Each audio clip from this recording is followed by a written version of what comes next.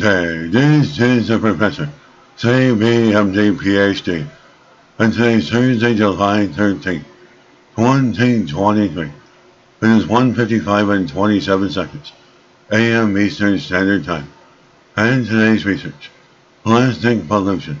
So let's jump to it here. As plastic pollution on coral reefs increases with depth, it mostly comes from fishing activities. Date July 12, 2023.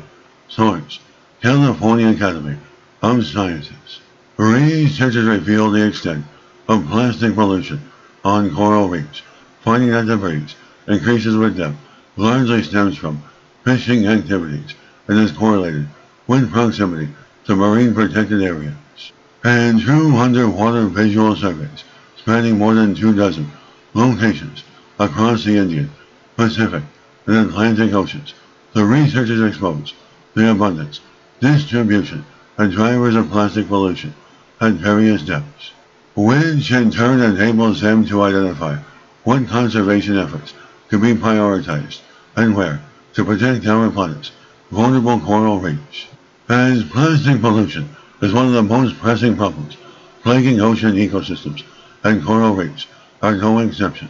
And from macroplastics that spread coral diseases to fishing lines that entangle and damage the structural complexity of the reef, decreasing both fish abundance and diversity, pollution negatively impacts the entire coral reef ecosystem.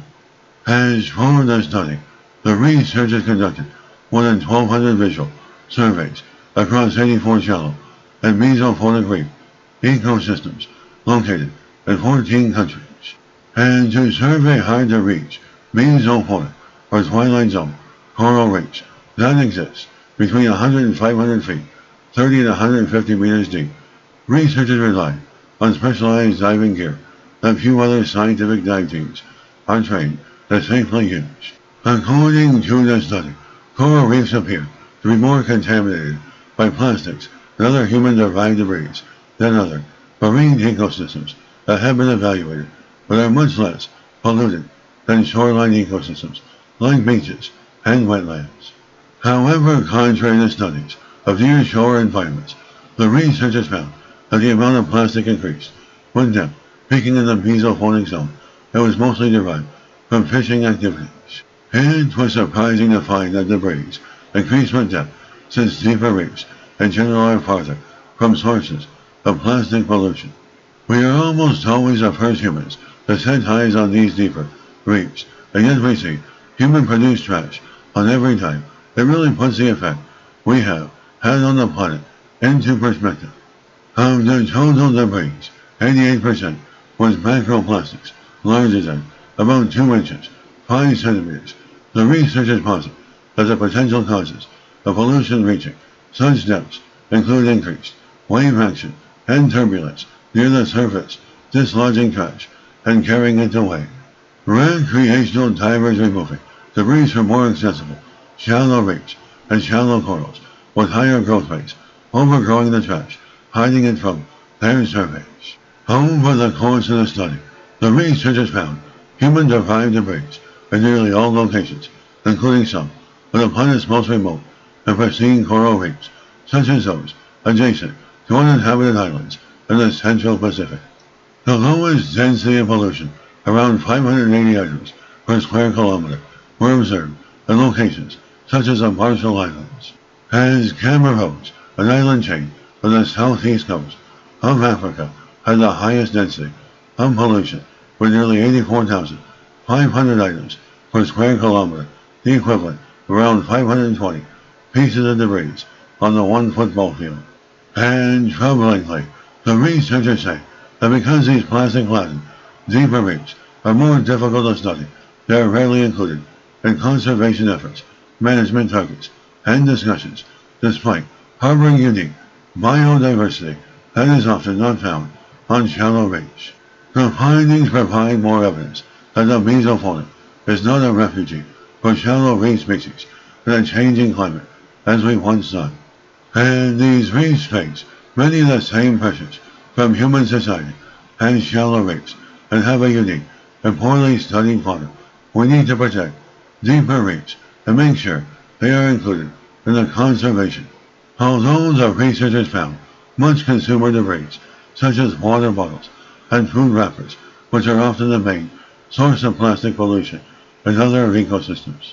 Nearly three-quarters of all plastic items documented and surveyed reefs were related to fish like ropes, nets, and fish lines. As fishing gear, which even as debris, continues to catch marine life through what we call ghost fishing, appears to contribute a large proportion of the plastic seen on mesophonic reefs. Unfortunately, fishing gear debris is often not reduced by general waste management interventions.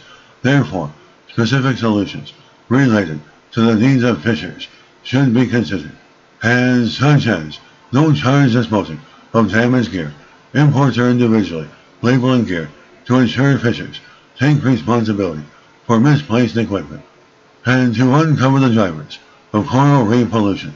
The researchers analyzed how the abundance of human-derived debris correlated with a number of geographic and socioeconomic factors. In general, they found pollution on reefs increases with depth and proximity in densely polluted cities, local markets, and counterintuitively, marine protected areas. And since most marine protected areas allow some fishing within or near their borders and are typically more productive than other locations due to their protected status, they are often heavily frequented by fishers. The microbiologists and scientific investigators say these findings reveal some of the complex collective challenges we face when dealing with plastic pollution. As marine resources around the world dwindle, humans that rely on those resources are turning to deeper habitats and those closer to marine protected areas where fish remain abundant.